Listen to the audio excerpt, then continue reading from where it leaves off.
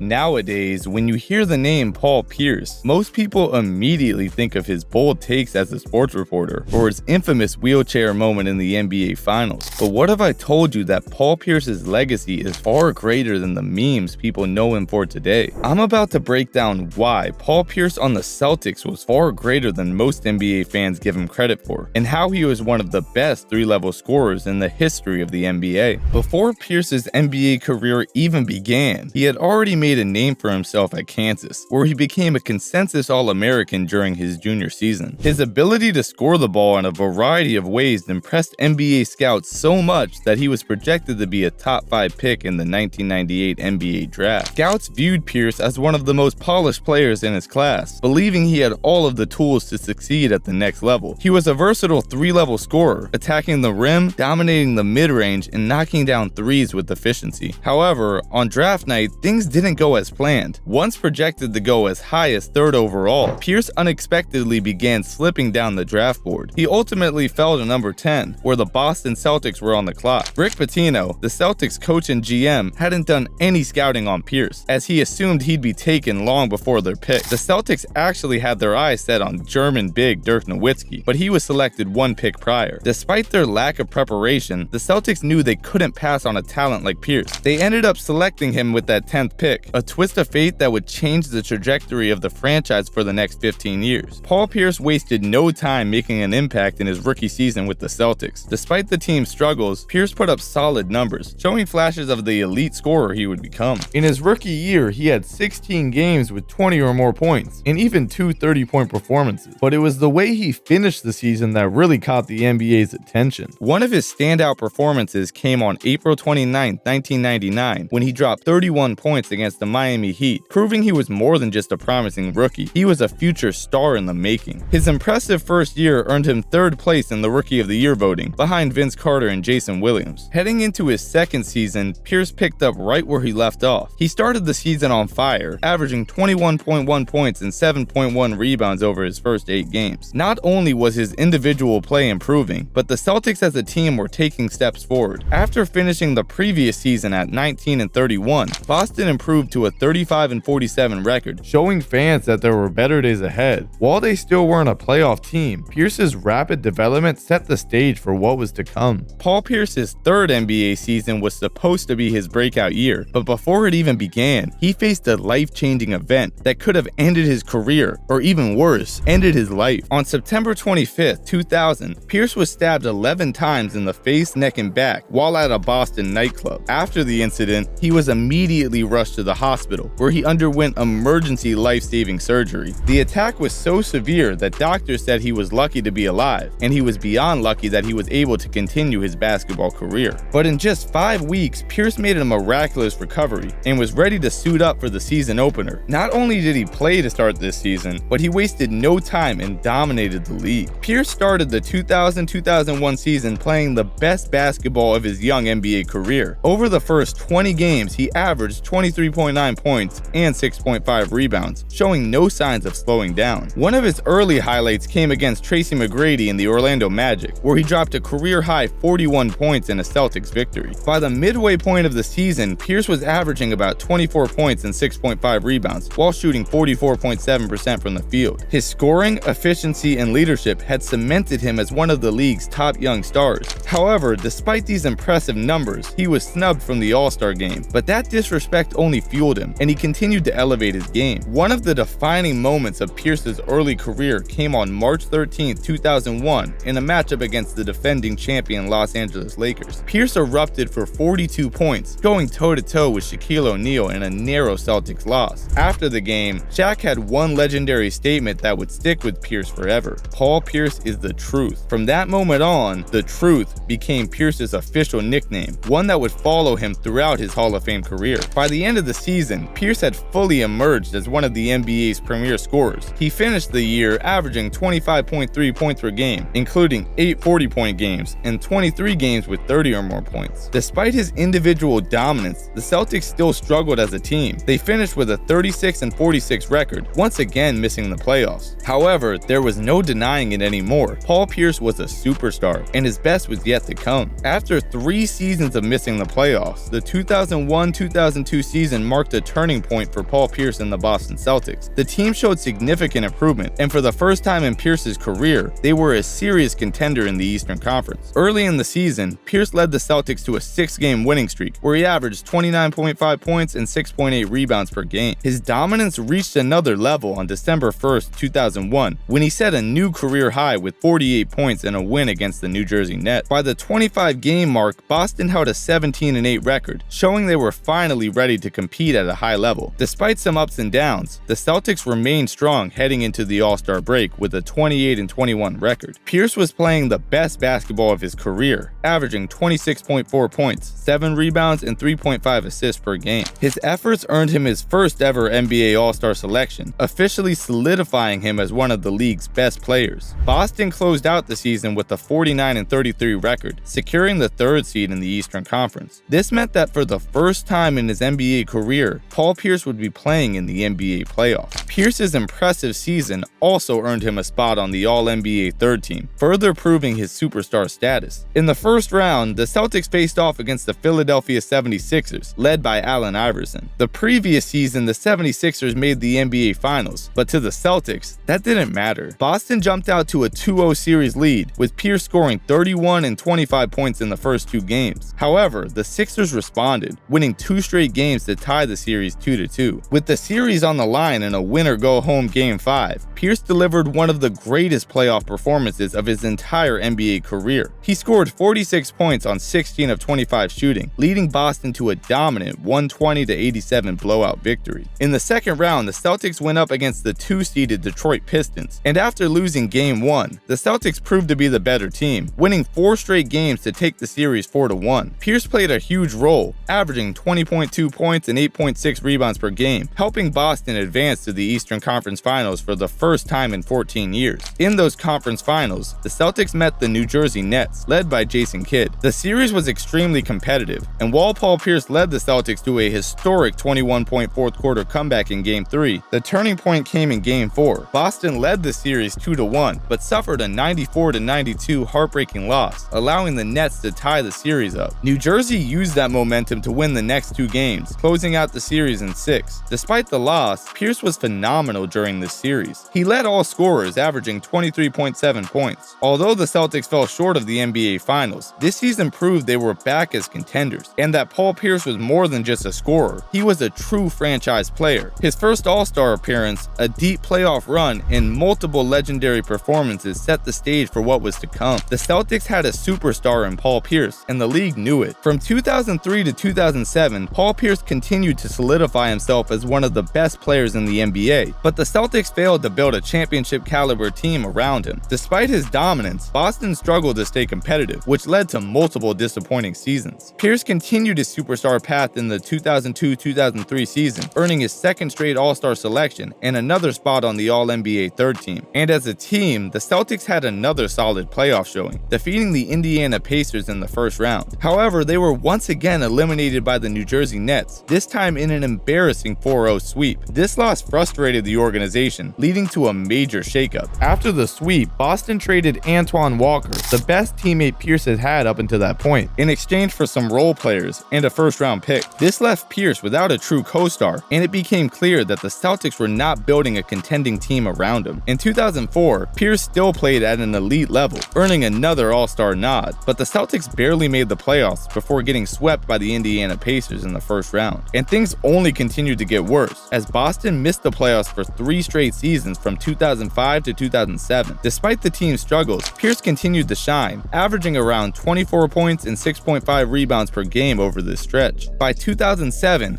at 29 years old, Pierce was a 5-time All-Star, 2-time All-NBA selection, and one of the most consistent scorers in the NBA. Yet he was stuck on a team with no real path to a championship. As the 2007 offseason approached, it became clear Paul Pierce could not win a championship in Boston alone. The Celtics needed to make a move or risk losing their franchise player forever. This set the stage for one of the most pivotal offseasons in NBA history. By the summer of 2007, Paul Pierce's frustration with the Celtics was at an all-time high. He had spent nearly a decade as the face of the franchise, but Boston had failed to surround him with the talent needed to compete for a championship. Trade rumors started to surface, and it seemed like Pierce's time in Boston could be coming to an end. But instead of trading their superstar, However, the Celtics front office made two franchise-altering moves to keep him happy and to finally build a true contender. The first domino fell in June of 2007 when the Celtics pulled off a blockbuster trade, sending Delonte West, Wally Szczerbiak, and Jeff Green to the Seattle Supersonics in exchange for sharpshooter Ray Allen. At the time, Allen was still in his prime, coming off a season where he averaged 26.4 points per game. He had already built a Hall of Fame-worthy career over 11 seasons, and his arrival in Boston gave Pierce his first true All-Star teammate since Antoine Walker. However, even with Allen, the Celtics weren't seen as true championship contenders. They needed one more piece. And just a month later, the Celtics shocked the NBA again by making an even bigger move, trading Al Jefferson, Ryan Gomes, Gerald Green, Theo Ratcliffe, Sebastian Telfair, and 2 first-round picks in exchange for NBA superstar Kevin Garnett. This was a historic trade, as it was the largest deal for a single player in NBA history at the time. Kevin Garnett was one of the best players in the league, a former MVP, and arguably the best two-way big man in the NBA. He brought defensive intensity, leadership, and a winning mentality, something the Celtics had been missing for years. With Pierce, Ray Allen, and Kevin Garnett now on the same team, the Celtics had officially formed the NBA's newest Big Three. Before these trades, Boston was a struggling franchise that hadn't made the playoffs in 3 straight years. Now, they were considered the early favorites to win the 2008 NBA Finals. For Paul Pierce, this is the moment that he had been waiting for. He finally had the supporting cast to compete for a championship. Now all eyes were on Boston, as they entered the 2007-2008 season with sky-high expectations. The stage was set. Now it was time to see if the Big Three could live up to the hype and bring a championship back to Boston. The 2007-2008 season marked the beginning of a dominant run for the Boston Celtics. Fueled by their newly formed Big Three of Paul Pierce, Kevin Garnett, and Ray Allen, the Celtics came out the gates red hot, starting the season with a 29-3 record. During that stretch, Paul Pierce led the way with 21.5 points, 5.7 rebounds, and 5 assists per game, while Garnett anchored the front court with 19.1 points and 10.1 rebounds. Allen gave the Celtics a sniper. He averaged 18 points per game while shooting about 38% from 3. From the outset,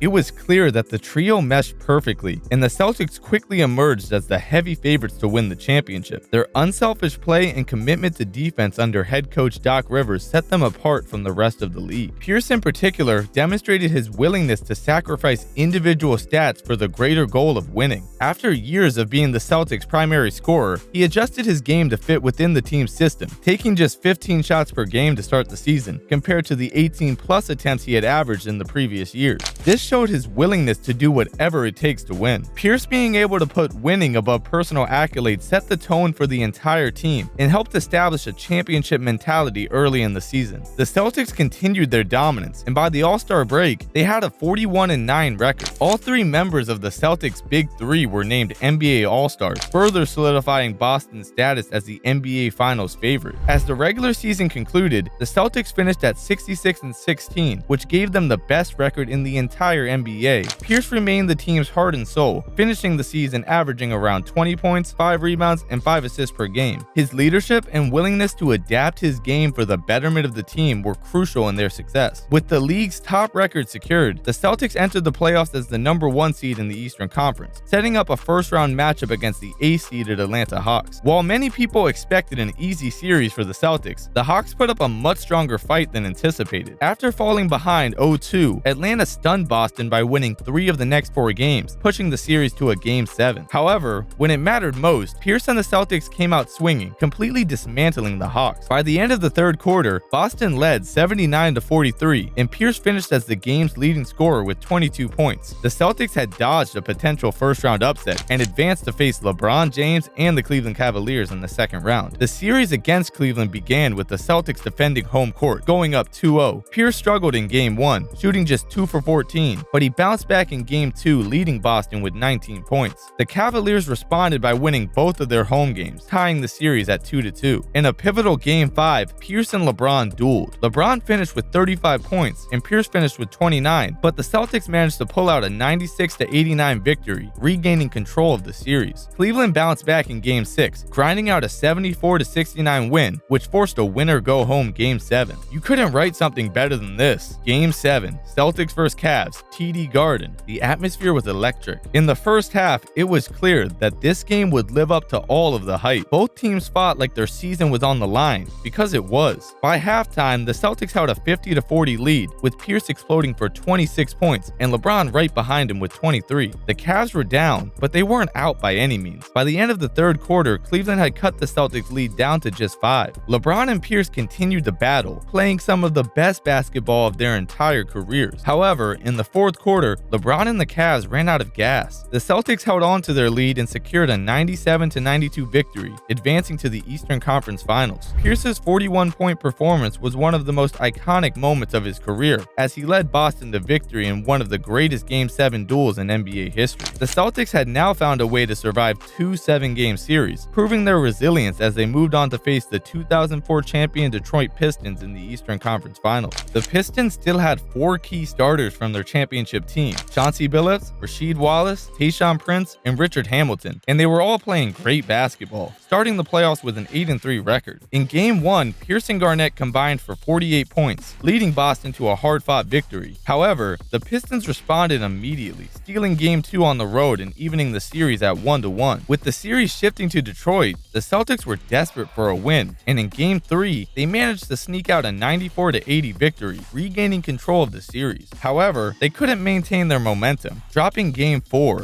which tied the series at 2-2, heading back to Boston for a crucial Game 5. During this postseason, the Celtics had won every big game at TD Garden, and Game 5 was no different. Boston held off a fourth-quarter comeback from the Pistons and secured a 106-102 victory to take a 3-2 series lead. With a chance to close out the series in Game 6, Pierce delivered once again, scoring 27 points on 8 of 12 shooting. His efficient and clutch performance led the Celtics to an 89-81 victory, eliminating Detroit and advancing Boston to the NBA Finals for the first time in over 20 years. Awaiting them in the finals was their longtime rival, the Los Angeles Lakers, led by MVP Kobe Bryant. The stage was set for one of the most anticipated matchups in NBA history. The NBA Finals were back in Boston, and the Game 1 atmosphere was unreal. After a back-and-forth first half, the Lakers held a 5-point lead, but midway through the third quarter, disaster seemed to strike for the Celtics.